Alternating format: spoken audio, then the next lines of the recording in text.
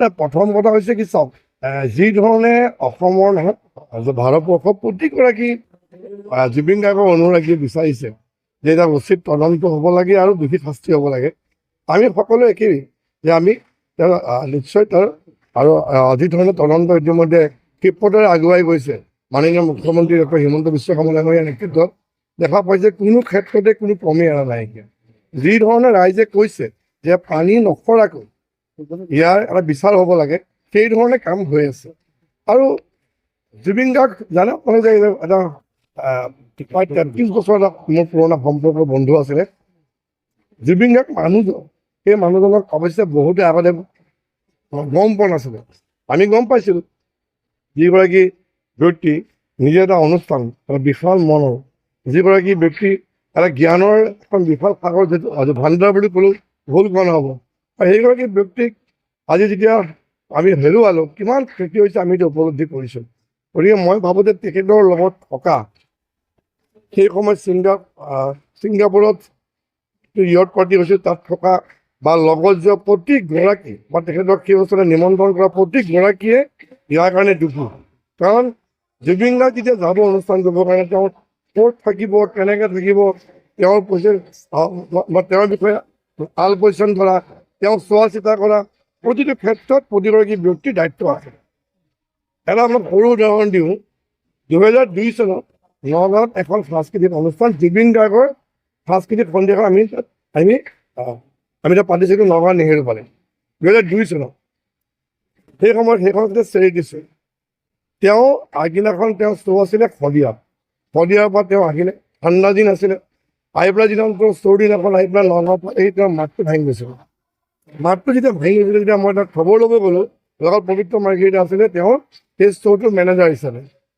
সেই সময়ত পবিত্ৰ মাৰ্ঘেৰিটা তেওঁ বন্ধু আমাৰ, তেওঁ চোৱা চিতা কৰিছিলে। যেতিয়া গৈ পেলাই তেওঁ পালোগৈ, তাত তেওঁৰ মাতটো ভঙা, তেওঁ কথা ক'ব পৰা নাইকিয়া। আৰু সেই মুহূৰ্ততেই পবিত্ৰ মাৰ্ঘেৰিটাই মই সিদ্ধান্ত ল'লোঁ যে আমি শ্ব'খন বাতিল কৰিম। কোনো ক্ষেত্ৰত এইটো ভইচত আমি জুবিন গাৰ্গৰ শ্ব'খন আমি কৰিব দিব নোৱাৰোঁ। আৰু লগে লগে শ্ব'খন বাতিল হ'ল, একেবাৰে 11 আৰু সেই ধৰণৰ আমি এতিয়া ব্যৱস্থা কৰিছিলোঁ।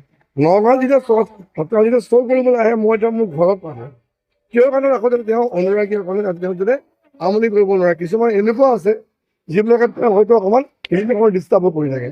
গতিকে সেই ধৰণে আমি তেওঁক আতংকিতকৈ ৰাখিছিলোঁ। যিগৰাকী জুবিন গাৰ্গত যেতিয়া শুই থাকে, তেওঁ জগাবৰ কাৰণে তেওঁ মৰম কৰিব লাগে, শিশুৰ নিচিনা তেওঁৰ লগত। তেওঁ একোৱেই নাজানে। তেওঁ জীৱনত কি ইনকাম কৰিলে, পইচা পাতিৰ ক্ষেত্ৰত তেওঁ কোনো লোক নাছিলেই। হাতত যেতিয়া পইচা থাকে, তেওঁ যেতিয়া হেডেক হয়, তেওঁ কেনেকৈ বিলাব পাৰে। সেইগৰাকী ব্যক্তি মই ভাবোঁ যে আমি অসমে বা বহুত ক্ষেত্ৰত আমি এইটো বুজি পোৱা নাছিল। আৰু এতিয়া তেওঁৰ মৃত্যুৰ পিছত বহুতে উপলব্ধি কৰিছে। আমি সেইটো ক্ষতিটো পূৰাব নোৱাৰোঁ, কিন্তু আনে কোৱাৰ ধৰণে মোৰ এটাই কথা, সকলোৱে বিচাৰিছে যে উচিত তদন্ত আৰু দোষীক তাৰমানে একেবাৰে পুৰা কাৰাৰ পৰা কাৰা শাস্তি। শিখৰ গোস্বামী কৈছে যে জুবিন গাৰ্গ গোস্বামীৰ ভাষ্য এইটো মই নাজানো। আমি যেতিয়া তদন্ত হ'ব, তদন্ত যেতিয়া এতিয়া বৰ্তমান গম পাইছে, CID তদন্ত কৰি আছে, SIT গঠন কৰা হৈছে, তদন্ত যেতিয়া হ'ব আমি এইটো গম পাম। এজন ব্যক্তিৰ ভাষ্য তেওঁ কি কাৰণে কৈছে, তেওঁ বিয়া হৈছিল নে তেওঁ নিজে বাচিবৰ কাৰণে কৈছে, এই বিষয়টো আমি নাজানো। গতিকে মই ভাবোঁ যে তদন্ত শেষতো গম পোৱা যাব। আৰু তদন্ত যি ধৰণে ক্ষিপ্ৰতাৰে আগবাঢ়িছে, মই ভাবোঁ ৰাইজে গম পাব যে উচিত দিশতে আগবাঢ়িছে। ইয়াৰ যেতিয়া উত্তৰটো পাব বা ইয়াৰ যেতিয়া গম পাব ৰাইজে, আৰু তেতিয়া মই ভাবোঁ যে দোষীয়ে শাস্তিও পাব আৰু ইয়াৰ পৰা কোনো বাচি যাব নোৱাৰে, ই নিশ্চিত। আৰু এটা কথা, যিহেতু ছিংগাপুৰত থকা যি প্ৰবাসী অসমীয়া আপোনাৰ নগাঁৱৰ পৰীক্ষিত শৰ্মা আছিলে, গতিকে আপুনি নগাঁৱৰ এগৰাকী বিধায়ক হিচাপে পৰীক্ষিত শৰ্মাই কিন্তু এতিয়ালৈকে কোনো ধৰণৰ যোগাযোগ কৰা নাই CID লগত। মই জনাতো যি কেইগৰাকী 8জন ব্যক্তিৰ নাম ওলাইছে, সেই সময়ত থকা 8জন ব্যক্তিৰ নাম ওলাইছে অসমৰ বিভিন্ন জেগাৰ। 8জন ব্যক্তিৰ ফালৰ পৰা কোনো এগৰাকী এতিয়ালৈকে যোগাযোগ কৰা নাই বা কোনো অহা নাই।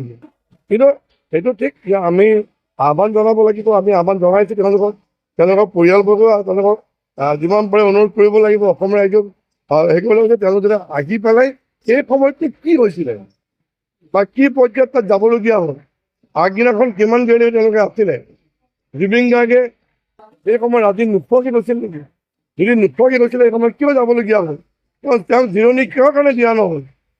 আৰু সেই সময়ত যদি তেওঁ কিবা যদি বস্তু খাইছিলোঁ কিয় খাবলগীয়া হ'ল? সহযোগ কোনে কৰিছিলে?